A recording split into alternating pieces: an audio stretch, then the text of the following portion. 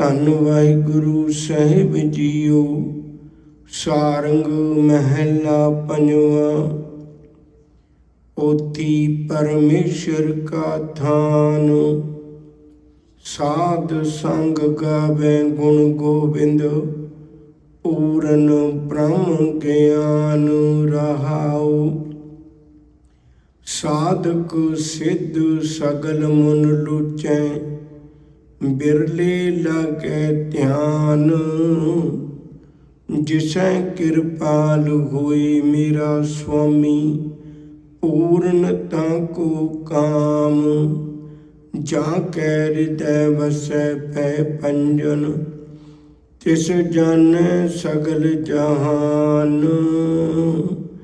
ਖਿਨ ਪਲ ਵਿਸਰ ਨਹੀਂ ਮੇਰੇ ਕਰਤੇ, ਇਹ ਨਾਨਕ ਮੰਗੈ ਦਾਨ। ਜਾਂ ਕੈ ਹਿਰਦੈ ਵਸੈ ਪੈ ਪੰਜਨ, ਤਿਸ ਜਾਣੈ ਸਗਲ ਜਹਾਨ। ਖਿਨ ਪਲ ਵਿਸਰ ਨਹੀਂ ਮੇਰੇ ਕਰਤੇ, ਇਹ ਨਾਨਕ ਮੰਗੈ ਦਾਨ। ਵਾਹਿਗੁਰੂ ਜੀ ਕਾ ਖਾਲਸਾ, ਵਾਹਿਗੁਰੂ ਜੀ ਕੀ ਫਤਿਹ। ਪੁਰਾਣੇ ਸਮੇਂ ਵਿੱਚ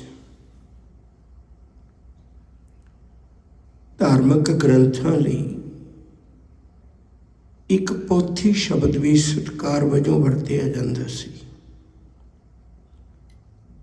ਗੁਰਬਾਣੀ ਵਿੱਚ ਵੀ ਇਹ ਕਈ ਥਾਵਾਂ ਤੇ ਆਇਆ, ਜਿਵੇਂ ਪੋਥੀ ਪੁਰਾਣ ਕਮਾਈਐ, ਪਉ ਵੱਟੀ ਇਤ ਤਨ ਪਾਈਐ। ਸੱਚ ਬੂਝਣ ਆਣ ਚਲਾਈਐ, ਇਹ ਤੇਲ ਦੀਵਾ ਇਉਂ ਜਲੈ, ਕਰ ਚਾਨਣ ਸਾਹਿਬ ਤੋਂ ਮਿਲੈ।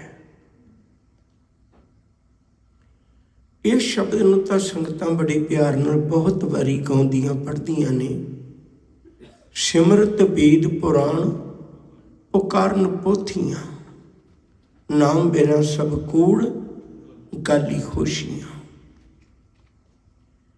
ਜਦੋਂ ਧੰਨ ਗੁਰੂ ਅਰਜਨ ਪਾਤਸ਼ਾਹ ਜੀ ਮਹਾਰਾਜ ਨੇ ਗੁਰੂ ਗ੍ਰੰਥ ਸਾਹਿਬ ਸੱਚੇ ਪਾਤਸ਼ਾਹ ਜੀ ਦਾ ਪਾਵਨ ਸਰੂਪ ਤਿਆਰ ਕਰਕੇ ਪ੍ਰਕਾਸ਼ਮਾਨ ਕੀਤਾ, ਉਦੋਂ ਇਹਦਾ ਨਾਮ ਪੋਥੀ ਰੱਖਿਆ ਗਿਆ ਸੀ, ਜਾਂ ਪੋਥੀ ਕਰਕੇ ਇਹਨੂੰ ਸੰਬੋਧਨ ਕਰਦੇ ਸਨ। ਗੁਰਦੇਵ ਸੱਚੇ ਪਾਤਸ਼ਾਹ ਨੇ ਬਾਕੀ ਗ੍ਰੰਥਾਂ ਦੇ ਕੋਲੋਂ ਗੁਰੂ ਗ੍ਰੰਥ ਸਾਹਿਬ ਦੀ ਕੀ ਵਿਲੱਖਣਤਾ ਹੈ, ਕੀ ਵਖਰੇਵਾਂ ਹੈ, ਕੀ ਫਰਕ ਹੈ ਇਹਦੇ ਵਿੱਚ, ਇਸ ਗੱਲ ਦਾ ਜ਼ਿਕਰ ਕੀਤਾ ਹੈ। ਕੋਈ ਦੋ ਰਾਵਾਂ ਨਹੀਂ, ਸਾਰੀਆਂ ਕੌਮਾਂ ਦੇ ਕੋਲ ਆਪੋ ਆਪਣੇ ਧਾਰਮਿਕ ਗ੍ਰੰਥ ਨੇ। ਪਰ ਚੇਤਾ ਰੱਖਿਓ, ਦੋ ਚੀਜ਼ਾਂ ਇਕੱਠੀਆਂ ਨਹੀਂ ਰਲਦੀਆਂ।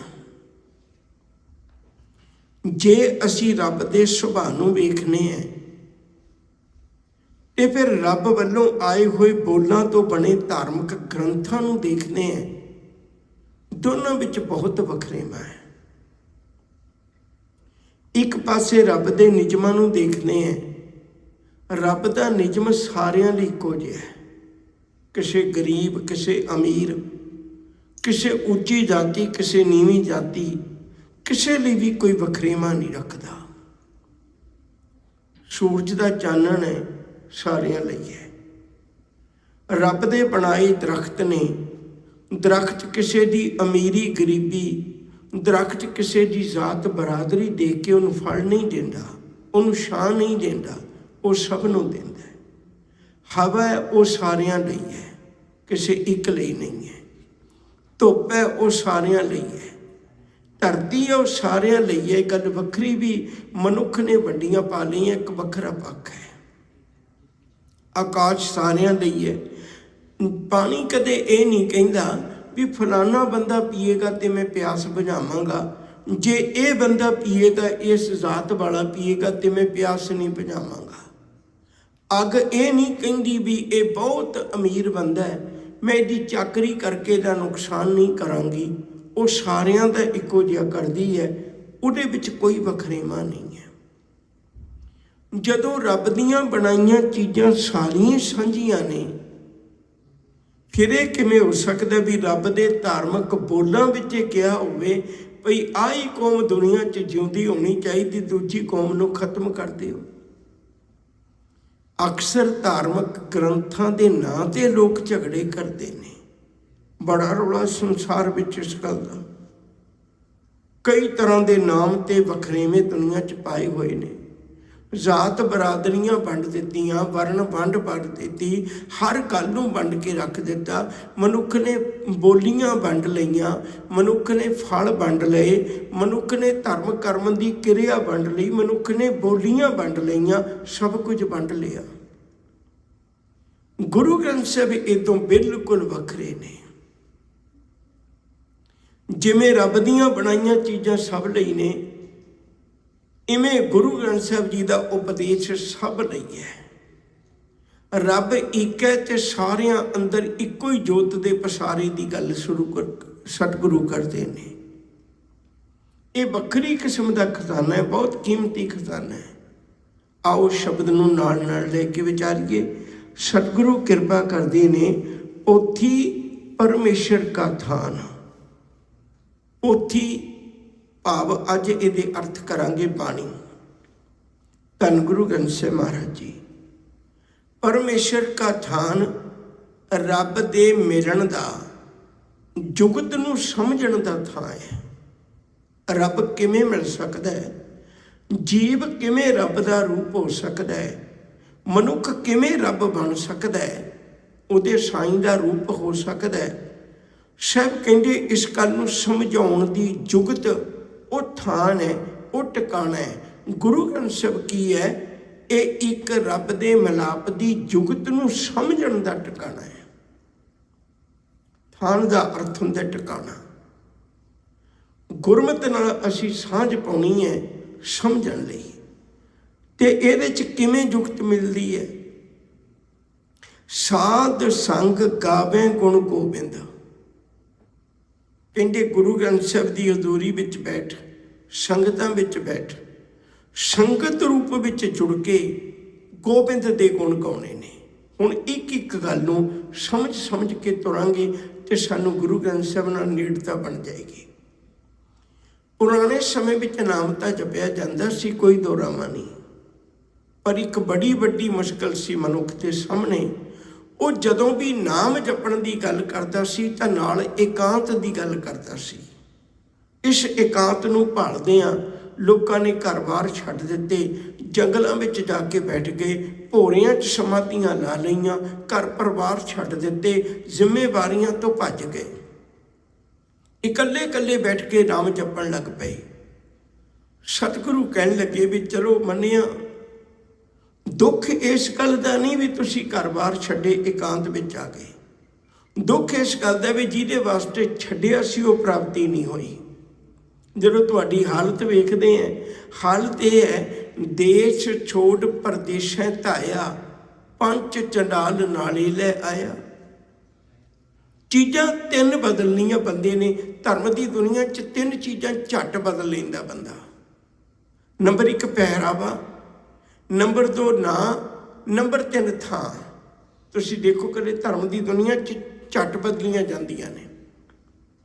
ਸਭ ਕਹਿੰਦੇ ਵੀ ਤੈਨੂੰ ਕੱਪੜੇ ਪਹਿਰਾਵੇ ਦੀ ਵੀ ਲੋੜ ਨਹੀਂ ਬਦਲਣ ਦੀ, ਤੈਨੂੰ ਕਿਸੇ ਆਪਣੇ ਨਾਂ ਨੂੰ ਵੀ ਤਬਦੀਲ ਕਰਨ ਦੀ ਲੋੜ ਨਹੀਂ, ਤੈਨੂੰ ਥਾਂ ਵੀ ਬਦਲਣ ਦੀ ਲੋੜ ਨਹੀਂ। ਬਦਲਣ ਦੀ ਲੋੜ ਤੇ ਆਪਣੇ ਜੀਵਨ ਨੂੰ ਹੈ ਪਿਆਰਿਓ। ਜੀਵਨ ਬਦਲੇ ਹੀ ਕਬੂਲ ਹੋਣਾ ਹੈ। ਤਾਂ ਗੁਰੂ ਜੀ ਨੇ ਇੱਕ ਨਿਰਾਲੀ ਦਾਤ ਸਾਡੇ ਸਾਹਮਣੇ ਰੱਖੀ। ਕਹਿਣ ਲੱਗੇ ਤੂੰ ਇਕਾਂਤ ਵਿੱਚ ਬੈਠ ਕੇ ਨਾਮ ਜਪਣ ਦੀ ਗੱਲ ਨਾ ਕਰ, ਬਲਕਿ ਸਾਰਿਆਂ ਵਿੱਚ ਰਹਿੰਦਾ ਹੋਇਆ ਇਕਾਂਤ ਵਿੱਚ ਸਮਝ ਆਪਣੇ ਆਪ ਨੂੰ। ਸਭ ਕੈ ਮੱਧ ਸਗਲ ਤੇ ਉਦਾਸ। ਰਹਿਣਾ ਸਾਰਿਆਂ ਦੇ ਵਿੱਚ ਹੈ ਪਰ ਖੱਚਤ ਨਹੀਂ ਹੋਣਾ। ਸੰਗਤ ਵਿੱਚ ਬੈਠ ਕੇ ਗੁਣ ਗਾ। ਜਦੋਂ ਸੰਗਤ ਵਿੱਚ ਬੈਠ ਕੇ ਗੁਣ ਗਾਏਗਾ, ਇਕੱਲਿਆਂ ਤੇ ਹੰਕਾਰ ਹੋ ਜਾਂਦਾ ਹੈ। ਹੰਕਾਰ ਜ਼ਰੂਰੀ ਨਹੀਂ ਪੈਸੇ ਧਨ ਦੌਲਤ ਦਾ ਹੀ ਹੁੰਦਾ ਹੈ, ਕਿਸੇ ਗੁਣ ਸੁਹੱਪਣ ਦਾ ਹੀ ਹੁੰਦਾ ਹੈ। ਹੰਕਾਰ ਦੀਆਂ ਨਿਸ਼ਾਨੀਆਂ ਸਤਿਗੁਰੂ ਨੇ ਗਿਣਦਿਆਂ ਉਹਦੇ 'ਚ ਇੱਕ ਤਪੱਸਿਆ ਦਾ ਹੰਕਾਰ ਵੀ ਆਖਿਆ ਹੈ। ਅਨਕ ਤਪੱਸਿਆ ਕਰੇ ਅਹੰਕਾਰ, ਨਰਕ ਸੁਰਗ ਫਿਰ ਅਵਤਾਰ। ਜਦੋਂ ਸੰਗਤ ਵਿੱਚ ਬੈਠ ਕੇ ਨਾਮ ਜਪਾਂਗੇ, ਰੱਬ ਦੇ ਗੁਣ ਗਾਵਾਂਗੇ, ਤਾਂ ਕੁਦਰਤੀ ਗੱਲ ਹੈ ਇੱਕ ਦੋ ਇੱਕ ਚੜ੍ਹਦੀਆਂ ਦੇਖ ਕੇ ਮਨ ਵਿੱਚ ਵਿਚਾਰ ਆਏਗੀ, ਨਹੀਂ ਮਨਾ ਤੂੰ ਸਾਗਰੋ ਰਤਨਾਗਰੋ ਗੋ ਸਾਰ ਨਾ ਜਾਣਾ ਤੇਰੀ ਰਾਮ, ਸਾਰ ਨਾ ਜਾਣਾ ਤੂੰ ਵੰਡਾਣਾ ਕਰ ਮਿਹਰਾਮਤ ਸਾਈਂ। ਸਤਿਗੁਰੂ ਤੂੰ ਤੇ ਬਹੁਤ ਵੱਡਾ, ਤੇਰੇ ਮੈਂ ਕਿੰਨੇ ਕੁ ਗੁਣ ਗਾ ਸਕਦਾ। ਮੈਨੂੰ ਤਾਂ ਇਉਂ ਪ੍ਰਤੀਤ ਹੁੰਦਾ ਮੈਂ ਜਿਹੀ ਘਣ ਚੇਰੀ ਰਾਮ, ਮੇਰੇ ਵਰਗੀਆਂ ਤਾਂ ਕਿੰਨੀਆਂ ਹੀ ਨੇ, ਬਲਕਿ ਇੱਥੇ ਹੀ ਨਹੀਂ ਕਿੰਨੀਆਂ ਦਾ ਹੀ ਨਹੀਂ। ਇਹ ਵੀ ਮਨ ਵਿੱਚ ਬੋਧ ਆ ਜਾਂਦਾ, ਇਹ ਵੀ ਮਨ ਵਿੱਚ ਇੱਕ ਵਿਚਾਰ ਪੈਦਾ ਹੋ ਜਾਂਦੀ, ਇੱਕ ਦੋ ਇੱਕ ਝੜਨਦੀਆਂ ਕੌਣ ਜਾਣਾ ਮੇਰਾ ਨਾਉ ਜੀਓ, ਸਾਰੀਆਂ ਮੇਰੇ ਤੋਂ ਵੱਧ ਨੇ। ਕੋਈ 5 ਬਾਣੀਆਂ ਦਾ ਪਾਠ ਕਰਕੇ ਆਉਂਦਾ ਤੇ ਜੇ ਉਹ ਗੁਰੂ ਘਰ ਵਿੱਚ ਬੈਠਾ ਹੁੰਦਾ, ਮੈਂ ਉਹਨੂੰ ਵੇਖਦੇ ਹਾਂ ਉਹ ਤੇ ਹੋਰ ਸੁਖਮਨੀ ਸਾਹਿਬ ਦੀ ਬਾਣੀ ਪੜ੍ਹ ਰਿਹਾ, ਉਹ ਤੇ ਹੋਰ ਵੀ ਸੇਵਾ ਕਰ ਰਿਹਾ, ਉਹ ਤੇ ਹੋਰ ਵੀ ਸ਼ੁਭ ਗੁਣਾਂ ਦਾ ਧਾਰਨੀ ਹੋ ਰਿਹਾ। ਤੇ ਇੱਕ ਦੂਜੇ ਵੱਲ ਦੇਖ ਦੇਖ ਕੇ ਇੱਕ ਮਨ ਵਿੱਚ ਤਿਨਾਂ ਦੇਖ ਮਨ ਚਾਉ ਉਠੰਦਾ। ਇਸ ਲਈ ਗੁਰੂ ਗ੍ਰੰਥ ਸਾਹਿਬ ਜੀ ਹੁਣ ਤੁਹਾਨੂੰ ਜੁਗਤ ਸਮਝਾ ਰਹੇ ਨੇ ਵੀ ਰੱਬ ਦਾ ਮਿਲਾਪ ਕਿਵੇਂ ਹੁੰਦਾ ਹੈ। ਕਹਿੰਦੇ ਪਹਿਲੀ ਗੱਲ ਤੈਨੂੰ ਸੰਗਤ ਵਿੱਚ ਆਉਣਾ ਪਏਗਾ ਮਨਾ, ਸਾਧ ਸੰਗ ਗਾਵੇ ਗੁਣ ਗੋਬਿੰਦ। ਦੂਜੀ ਗੱਲ ਇੱਥੇ ਬੈਠ ਕੇ ਰੱਬ ਦੇ ਗੁਣ ਗਾ। ਕਈ ਵਾਰੀ ਆਪਾਂ ਕੀ ਕਰਨੇ, ਸੰਗਤ ਵਿੱਚ ਤੇ ਆ ਜਾਂਦੇ, ਮੈਨੂੰ ਮਾਫ ਕਰਿਓ ਮੈਂ ਸਾਰੀਆਂ ਥਾਵਾਂ ਤੇ ਦੇਖਣਾ। ਅਸੀਂ ਬਹੁਤ ਵਾਰੀ ਲੰਗਰ ਵਿੱਚ ਬੈਠੇ ਗੱਪਾਂ ਛੱਪਾਂ ਮਾਰੀਆਂ, ਕੜੀ ਗੱਡੀ ਕੋਲ ਖੜ੍ਹ ਗਏ, ਕੜੀ ਬਾਹਰ ਕਿਸੇ ਪਾਰਕਿੰਗ 'ਚ ਖੜ੍ਹ ਕੇ, ਜੋੜੇ ਖਾਨੇ 'ਚ ਖੜ੍ਹ ਕੇ ਗੱਲਾਂ ਬਾਤਾਂ ਮਾਰ ਕੇ ਤੁਰ ਜਾਵਾਂਗੇ। ਇੱਕ ਮਨ ਨੂੰ ਰਾਜੀ ਕਰ ਲਾਂਗੇ ਮੈਂ ਗੁਰਦੁਆਰੇ ਆਇਆ ਸੀ, ਪਰ ਜਿਸ ਕਾਰਜ ਲਈ ਆਇਆ ਸੀ ਮਨਾ ਉਹ ਤੇ ਕੀਤਾ ਹੀ ਨਹੀਂ। ਸਭ ਕਹਿੰਦੇ ਉਹ ਕਾਰਜ ਹੈ ਸੰਗਤ ਵਿੱਚ ਆ ਕੇ ਰੱਬ ਦੇ ਗੁਣ ਗਾਉਣੇ। ਸਾਧ ਸੰਗ ਗਾਵੇ ਗੁਣ ਗੋਬਿੰਦ। ਇਹ ਵੀ ਚੇਤਾ ਰੱਖਿਓ, ਮਨੁੱਖ ਦੀ ਜ਼ੁਬਾਨ ਲੋਕਾਂ ਦੀ ਤਾਰੀਫ ਬਹੁਤ ਕਰਦੀ ਹੈ, ਲੋਕਾਂ ਦੀ ਤਾਰੀਫ ਬਹੁਤ ਕਰਦੀ ਹੈ, ਪਰ ਸਾਹਿਬ ਕਹਿੰਦੇ ਰੱਬ ਦੇ ਮਿਲਾਪ ਦੀ ਜੇ ਜੁਗਤ ਸਿੱਖਣੀ ਚਾਹੁੰਦੇ ਤੈਨੂੰ ਗੋਬਿੰਦ ਦੇ ਗੁਣ ਗਾਉਣੇ ਚਾਹੀਦੇ ਨੇ ਮਨਾ, ਰੱਬ ਦੇ ਗੁਣ ਗਾਉਣੇ ਚਾਹੀਦੇ ਨੇ। ਇੱਕ ਪਲ ਇੱਥੇ ਰੁਕਾਂਗੇ, ਫਿਰ ਇੱਥੇ ਗੱਲ ਸ਼ੁਰੂ ਕਰਾਂਗੇ। ਜਿਹੜੀ ਗੁਰੂ ਗ੍ਰੰਥ ਸਾਹਿਬ ਵਿੱਚ ਇਬਾਦਤ ਕਰਨ ਦੀ ਜਾਚ ਦੱਸੀ ਹੈ ਨਾ, ਉਹ ਵਾਰ-ਵਾਰ ਗੁਣ ਗਾਉਣ ਦੀ ਜਾਚ ਦੱਸੀ ਹੈ। ਮੇਰਾ ਖਿਆਲ ਹੈ ਆਪਾਂ ਨੇ ਵੀ ਪੜ੍ਹਿਆ ਹੋਵੇਗਾ, ਜੇ ਨਹੀਂ ਤਾਂ ਆਪਣੇ ਬੱਚੇ ਜ਼ਰੂਰ ਪੜ੍ਹਦੇ ਨੇ। ਕਈ ਵਾਰੀ ਫੇਵਰਟ ਟੀਚਰ ਦਾ ਐਸੇ ਆਉਂਦਾ ਹੈ, ਕਈ ਵਾਰੀ ਫਰੈਂਡ ਦਾ ਆਉਂਦਾ, ਕਈ ਵਾਰੀ ਫਾਦਰ ਦਾ ਆਉਂਦਾ, ਕਈ ਵਾਰੀ ਮਦਰ ਦਾ ਆਉਂਦਾ। ਆਪਾਂ ਐਸੇ ਲਿਖਦੇ, ਬੱਚਿਆਂ ਨੂੰ ਦੇਖਦੇ ਐਸੇ ਲਿਖਦਿਆਂ ਨੂੰ। ਕੀ ਤੁਸੀਂ ਕੋਈ ਬੱਚਾ ਦੇਖਿਆ ਜਿਹੜਾ ਇੱਕੋ ਹੀ ਲਾਈਨ ਨੂੰ ਰਿਪੀਟ ਕਰੇ? ਟੀਚਰ ਫੇਲ ਕਰ ਦੇਗਾ।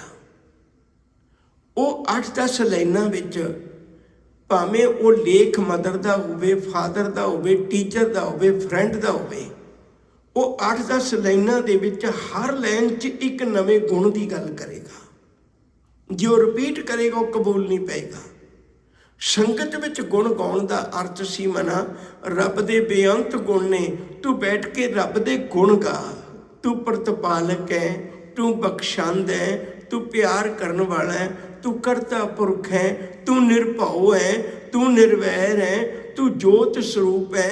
ਕਿੰਨੇ ਗੁਣ ਨੇ ਰੱਬ ਦੇ, ਇੱਕ ਨੂੰ ਰਿਪੀਟ ਕਰਨ ਦੀ ਲੋੜ ਹੀ ਨਹੀਂ ਪੈਂਦੀ।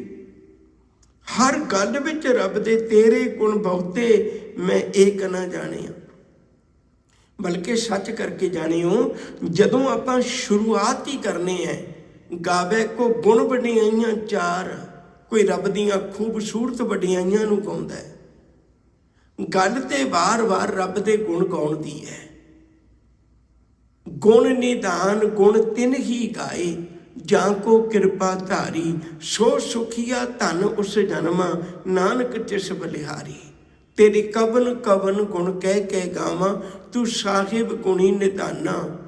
ਤੁਮਰੀ ਮਹਿਮਾ ਵਰਨ ਨਾ ਸਾਕੋ, ਤੂੰ ਠਾਕੁਰ ਊਚ ਭਗਵਾਨਾ। ਗੁਰੂ ਗ੍ਰੰਥ ਸਾਹਿਬ ਵਿੱਚ ਵੀ ਰੱਬ ਦੇ ਇੱਕ ਗੁਣ ਨੂੰ ਵਾਰ-ਵਾਰ ਰਿਪੀਟ ਨਹੀਂ ਕੀਤਾ ਗਿਆ, ਰੱਬ ਦੇ ਵੱਖੋ ਵੱਖਰੇ ਗੁਣਾਂ ਦੀ ਚਰਚਾ ਕੀਤੀ ਗਈ ਹੈ। किन्ने गुणां दा जिक्र किया गया है। तुम दाते ठाकुर प्रतिपालक नायक खसम हमारे, निमक निमक तुम ही प्रतिपालो हम बारक तुमरे तारे। सिੱਖੀ बड़ी विलक्षण सी, पर असी खिच धू के इनू बाकी धर्मां दे नेड़े ही कर लिया। ਇਹਦੀ ਜਿਹੜੀ ਵੱਖਰਾਪਣ ਸੀ ਉਹਦੀ ਖੂਬਸੂਰਤੀ ਨੂੰ ਬੰਦ ਕਰ ਦਿੱਤਾ ਹੈ। ਤੋ ਚੇਤੇ ਰੱਖਿਓ ਜੇ ਸੰਗਤ ਵਿੱਚ ਆ ਕੇ ਕੀ ਕਰਨਾ ਹੈ। गुरु तेग बहादुर साहब जी पूछते ने, कहने लगे गुण गोबिंद गायो नहीं? मैं तेनों गुण गाउण की प्रेरणा दी सी, तू गुण गाए नहीं? कहता नहीं सतगुरु मैं गुण नहीं गाए। साहब कहते जन्म अकार्थ कीन, जे रब दे गुण ही नहीं गाए तू अपना जन्म बिरथा गवा लिया। यकीन करके जानियो, एक छोटी जी उदाहरण दे दिया। महमूद गजनवी, हालांकि उन्हें 17 हमले करके हिंदुस्तान को बहुत लुटिया सी। और एक छोटी जी उदाहरण ही देन लगा है, जिहड़ी सोमनाथ मंदिर विच एक टल लटकदा सी न कला, वो इकल्ला टल ही 100 कुंटल लोहे का संगल सी, जिहदे नाल टल लटकदा सी इक्को ही। बाकी की गल छड्ड दी, उत्ते किन्ने किन्ने मूर्तियां भरियां पईयां सी सोने चांदी दियां, तां ही उन्हां तोड़ के ले गया सी महमूद गजनवी। ते उहदे नाल इक उहदी दरबार दा कवि सी बहुत कमाल दा, उहदा नाम सी फरदोश। उन्हें एक बारी अपने गल कही, कहन लग्या बई फरदोश तू मेरे बारे च, मेरे खानदान के बारे च चंगियां कवितावां बना के लिख के लेके आ, तू बड़ा मशहूर है, तू बहुत दाना है, तो मैं तेनू एक शेर के बदले एक मोहर देंगा। उन्हें लमेरा समा ला के, जिंदगी का बहुत लंबा समा ला के एक बड़ा सारा ग्रंथ बना के ले आंदा, शाहनामा। जदों उन्हें सुनाया, महमूद गजनवी जिन्हें इन्ना लुटिया सी लोगों को, वो कहन लग्या भी मैं तेनों एक शेर के बदले एक मोहर नहीं देनी, मैं तेनों पैसे देने ने। मोहर ज़्यादा महंगी है, पैसे सस्ते ने, मैं इन्ने शेरां दे इन्ने पैसे नहीं देने। बेईमान हो गया। वो जांदा होया फरदोश उच लेके आ भी ये सारा कबीला जिहड़ा चंगा सी, पर ये आखिरी महमूद गजनवी बहुत कमीना सी, लेके चला गया। जदों तो बाद विच बंदियां ने उहदे अर्थ करके सुनाए, महमूद गजनवी बड़ा कलपिया, ते उन्हें एक मोहरां दी थैली लैके, जिन्ने उहदे शेर सन बनाए उन्नी मोहरां दी थैली लैके ते लेके अपने बंदियां नूं भेजिया। तूस दे विच उहदा नगर सी, तूस विच भेजिया भी जाओ उहनूं दे के आओ मोहरां, उन्होंने कहो भी आखिरी लेना कट दे। वो हुण जदों मोहरां लेके गए तो नगर विच पुछते ने भी उहदा फरदोश का घर किहड़ा है, पता नहीं लगता। अचानक ही करथी जा रही है तो सारे लोग उहदे मगर जा रहे हैं। उन्हें सोचा इहदे कोलों पुछ लैने, जाके पुछण लगे, कहण लगे फरदोश नूं मिलना है। कहंदे क्यों? कहण लगे मोहरां देनियां सी उहदे लई, ये महमूद गजनवी ने भेजियां।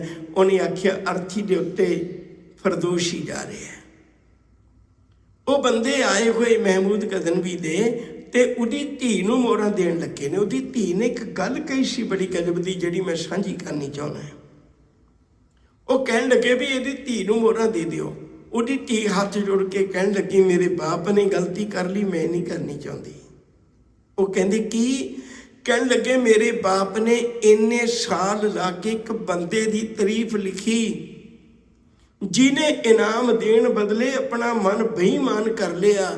जे किते मेरे बाप ने रब की तारीफ लिखी हुंदी, लोकां दा भी पार उतारा हुंदा, पढ़ पढ़ के सच करके जानियो मेरा बाप भी अमर हो जाता। वो आखिरी वेले पछताउंदा ना। जिंदगी दे 20 22 30 साल बंदे ने लाते एक गल दे उत्ते, मनुखां दी बंदियां दी तारीफ लिख के की खट्टे, आखिर विच बदनामी हो गई। सच करके जानियो, गोबिंद दे गुण गा के वेख मना, रब दे गुण गा के वेख मना।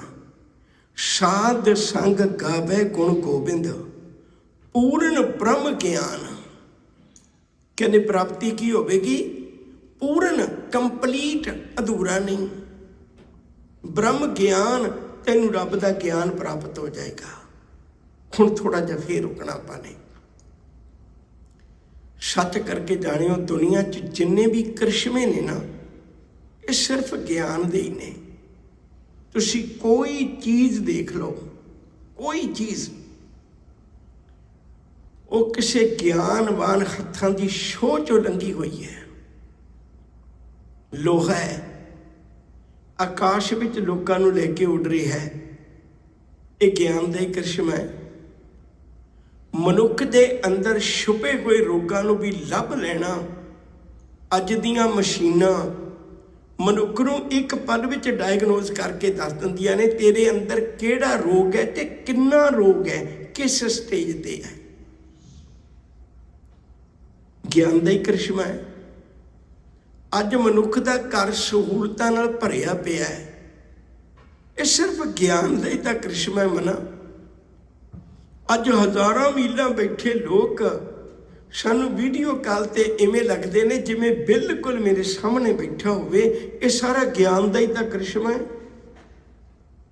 कोई पक्ष जिंदगी का फुल के वेख लो जिथों तुहानू ज्ञान का करिश्मा प्रतख रूप च नजर आएगा। अज ट्रेन भजी फिरदी है, अज गड्डियां मोटरां भजियां फिरदियां ने, अज मनुख ने दुनिया नूं अपने बोझे पाया होया है। ये सारा करिश्मा काहदा? ज्ञान का ही तो है। मन सारा कुछ ज्ञान नहीं बदले है। ते यकीन करके जानियो, धर्म की दुनिया च सतगुरु कहन लगे तेनू ज्ञान हासिल करना पएगा। की जुगती है? साध संग गावे गुण गोबिंद पूर्ण ब्रह्म ज्ञान। कहते रब दे गुण गा के देख, तेनू हर तरह का ज्ञान प्राप्त हो जाएगा। रब की है पता लग जाएगा। फिर एवें कहने की लोड़ नहीं पेगी भी कबरां मड़ियां मसीतां पूजदा फिरदा बंदा, उन्होंने पता रब की है तो परमेश्वर नूं पूजेगा। एक छोटी जी उदाहरण देते हैं, बहुत बारी बेनती करना, तुसीं बड़ी बारी देखिया होवेगा, खास करके मठियाई की दुकान ते एक पासे उन्हें मठियाइयां रखियां ने दुकानदार ने, दूजे पासे उन्हें ही मठियाइयां की फोटो खिंच के लाई हुई है। हरेक तरह की मठियाई की फोटो खिंच के लाई हुई, लड्डुआं की, जलेबियां की, होर जिन्नियां भी स्वीट्स ने। मैं हैरान होना, एक मक्खी किड्डी सियाणी है, वो जेड़े फोटोआं विच पए लड्डू ने ना, उन्हां ते नहीं बैठदी। वो जेड़े फोटोआं विच थाली भर के लड्डू रखे हुए ने ना, वो उन्हां ते नहीं बैठदी मक्खी बिल्कुल भी। वो असली लड्डूआं ते बैठदी है, क्योंकि मक्खी नूं भी पता है भी फोटो वाले लड्डूआं ने मेरी भुख नहीं मिटाउणी, मेरी भुख इन्हां ने मिटाउणी जेड़े थाली च पए लड्डू ने। ते हैरानी की गल है, मनुख मक्खी नूं पता लग गया भी मैनूं काहदे नाल जुड़ना चाहिए, असलीयत नाल जुड़ना चाहिए। अज दा 21वीं सदी च जिउंदा बंदा हजे भी फोटोआं मगर लग्या होया, इहनूं हजे तक भी नहीं पता भी थाल विच 3 वस्तु पई हो, 7 संतोख विचारो, अमृत नाम ठाकुर का पयो, जिसका सबसे आधारो, जे को खावे जे को पुंचे, तिसका कोई उधारो, ये वस्त तजी न जाई, नित नित रखो तारो। हजे भी भटकदा फिरदा है, 21वीं सदी च जिउ रहे। सब कहने भी चेता रखियो, जो तुहानू पूर्ण ब्रह्म ज्ञान आ जाएगा। ये भी मैं बेनती करा, एक पासे असीं ज्ञान का विरोध करने हैं, पर दूजे पासे गुरु ग्रंथ साहिब की पावन बाणी विच कितनी बारी शब्द ब्रह्म ज्ञानी आया है। जिन्हों ब्रह्म का ज्ञान हो गया, ज्ञानवान हो गया, वो कोई कर्म नहीं कांड नहीं करता, वो दुनिया के पिछे लग के नहीं जीवन जीउंदा भी लोग मैनू की कहणगे। वो ये गल वेखदा, मेरा रब मैनू किवें वेखदा है, मेरा मालिक मैनू किवें दे। सच की जिंदगी जिउंदे ने वो लोग, हकीकत विच जिउंदे ने वो लोग। ओथी परमेश्वर का धान, साध संग गावे गुण गोबिंद, पूर्ण ब्रह्म ज्ञान रहाओ, साधक सिद्ध सगल मुन रोजै, बिरले लागे ध्यान। साधक जेड़े साधना करते हैं, सिद्ध जेड़े साधना करके पुग चुके ने, पहुँच गए ने अवस्था विच, ये सारे मुनि लोग सारे कोशिश करते हैं, पर किसी बिरले का कोई करोड़ों च एक अद्धा होएगा जिहदा ध्यान लग जाए, नहीं तो भटकते ही ने। बैठे भावें जंगलों च ने, पर बहुता भटकते ने। मन करके भटकना है। छोटी जी एक बेनती होर करते हैं, समा नेड़े है। एक फकीर दे कोल एक नौजवान रहिंदा सी। एक दिन अचानक फकीर ने एक झोला चुकिया, अपनी कच्छ विच मारिया, कहन लग्या भी छड्डना जल्दी आ। वो बड़ी तेजी नाल तुरे जा रहे हैं। ते नौजवान बड़ा हैरान है भी इतने टका च रहने वाला बाबा अज इवें भटकना च पिया हुआ। सवेर तो तुरे हुए दोपहर हो गई, ना कुछ खाधा ना कुछ पीता, बड़ा परेशान है। आखिर वो नौजवान कहन लगा, बाबा सामने कोई लड़की पानी कढ़ रही है खूह तो, 2 घुट पानी दी तो पी लैन दे। कहन लगे चलो मैं भी पी लेना। उन्हें फकीर ने अपना झोला उस अपने चेले नूं पकड़ाया ते पानी पीन लग गया। इन्ने समय दे विच उस नौजवान ने वो झोला टटोल के वेख लिया। मुड़ के उन्हें फकीर ने झोला पकड़िया ते उन्हें उस नौजवान ने पानी पीता। हुण जदों फकीर फिर झोला लेके फटाफट तेज भजन लगा, वो कहन लग्या, बाबा सच दस झोले च की सी? वो कहन लगे, कल कोई दानी पुरख आया सी, मैनूं सोने की इट भेटा करके गया।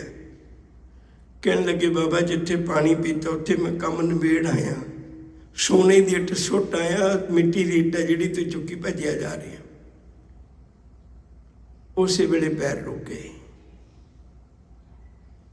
नौजवान कहन लगा, चंगा बाबा मैं भी चलना। कहंदे क्यों? कहने मैं तो सोचिया सी दरवेशी के लिबास विच तू तो रब दे नेड़े होएगा, बिल्कुल रब दे गुण गाउणा है, पर मैं देख के हैरान होया तेरे अंदर भी इन्नी तृष्णा है। जंगल च बैठा बैठा क्यों भज लिया? क्योंकि डर पैदा हो गया भी मेरे को सोने की इट है, कोई खो ना ले जाए। जदों पता लग गया भी सोने की इट नहीं है तो मिट्टी की वो इट है, पैर रुक गए। कहन लगे, बाबा सच करके जानी तेनू तृष्णा पटकाई फिरती है। आ ब्रह्म ज्ञान है ना जिहड़ा जिंदगी जीवन का ढंग सिखाउंदा है। भई 10 नोहां की किरत कार कर, रज के कर, किरत करनी माड़ी नहीं, गुरमत ने किते माड़ा नहीं आख्या।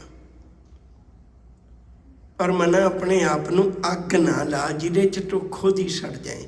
याद रखो जे कई बारी अग किसे दी लाई किसे नूं भी साड़ देंदी है, पर तृष्णा दी अग वो है जिहड़ी अपने आप नूं लगी ते अपने आप नूं साड़दी है। हजूर कृपा करदे ने, कहन लगे किसे बिरले दा ध्यान लगदा है।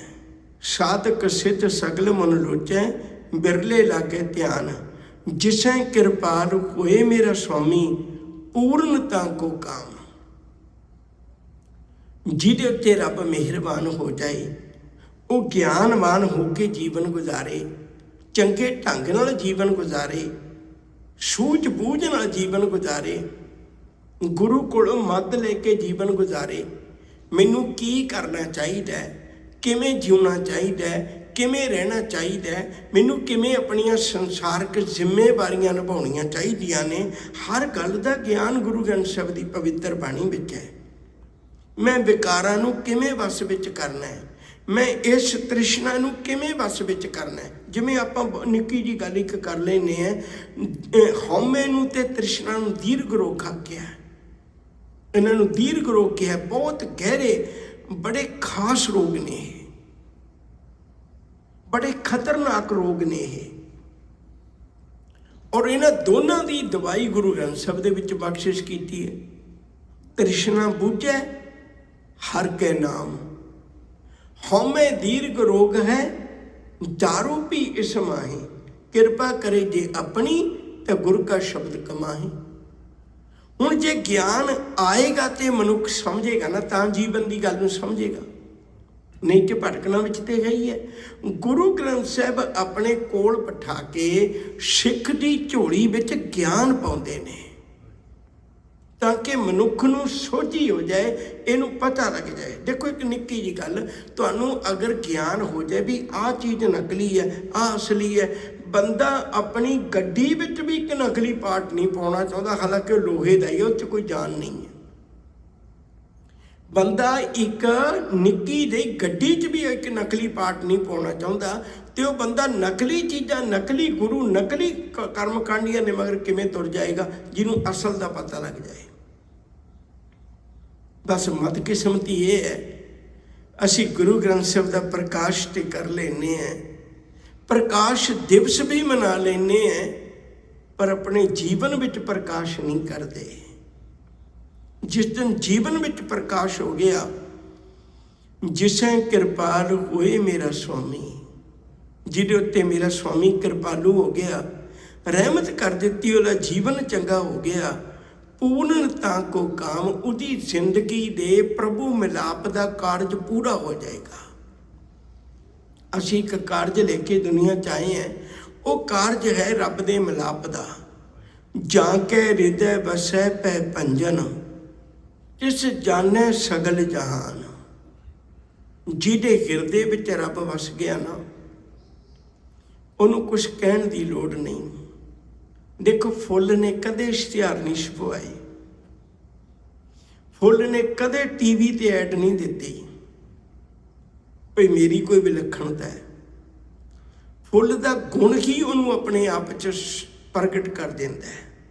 और यकीन करके जाने, बहुती बारी तो ऐसा भी होंदा है, फुल दिसदा भी नहीं, पर सड़क तो तुरे जाते बंदे नूं महक आ जाती है, वो सोच लेंदा इत्थे नेड़े तेड़े किधरे फुल्लां दी महक आ रही है, फुल होणगे।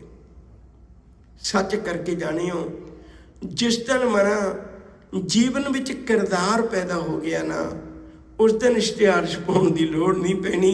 उस दिन तेरे जीवन की महक ही लोगों को दस देगी भी तेरे कोल कोई रब की गल है, परमेश्वर की गल है। अज बंदा अंदरों खोखड़ा है ते सिर्फ एक शब्दां दे जाल नाल लोकां नूं भरमाउणा चाहुंदा है। साहिब कृपा करदे ने, जाके हृदय वसै पै पंजन, जिहदे हिरदे च पै पंजन परमेश्वर का निवास हो गया, तिस जाने सगल जहान, उन्होंने तो सारा संसार जानता है। अज कबीर साहब नूं कौन नहीं जानता, रविदास जी नूं कौन नहीं जानता, नामदेव जी नूं, पीपा जी नूं कौन नहीं जानता। खिन पल बिसर नहीं मेरे करते, यह नानक मांगे दान। वाहिगुरू जी जे आही ढंग मिलन दा है ना, सतगुरु मैनू पता लग गया, धन गुरु ग्रंथ साहब जी, हुण मैं एक अरदास करना है, मेरे हिरदे विचों कदे रब्बी गुणां नूं ना विसरन देई, क्योंकि रब्बी गुण जदों विसरदे ने तां ही मेरे विच औगण आउंदे ने। खिन पल विसर नहीं मेरे करते, हे मेरे करते वाहिगुरू जी, एक खिन मात्र अख ते झमकण जिन्ने समय च भी तो मेरे हिरदे तो पासे ना हो। ये नानक मांगे दान, बड़ी तरह का मैं दान मंगदा रहा, पर अज तेरे कोलों मैं ये दान मंगदा, विसर नाही दातार, अपना नाम देहो, गुण गावां दिन रात, नानक चाओ इहो। गुरु कृपा करे, गुरु ग्रंथ साहिब दा प्रकाश पुरब मनाउंदियां आपां अपने अंदर भी चानण कर लईए। गुरबाणी इस जग में चानण, ਉਹਦੇ ਤੋਂ ਚਾਨਣ ਲੈ ਕੇ ਜੂ ਸਕੀਏ। ਭੁੱਲਾਂ ਚੁੱਕਾਂ ਦੀ ਖਿਮਾ, ਪਿਆਰ ਨਾਲ ਆਖੋ ਜੀ ਵਾਹਿਗੁਰੂ ਜੀ ਕਾ ਖਾਲਸਾ, ਵਾਹਿਗੁਰੂ ਜੀ ਕੀ ਫਤਿਹ।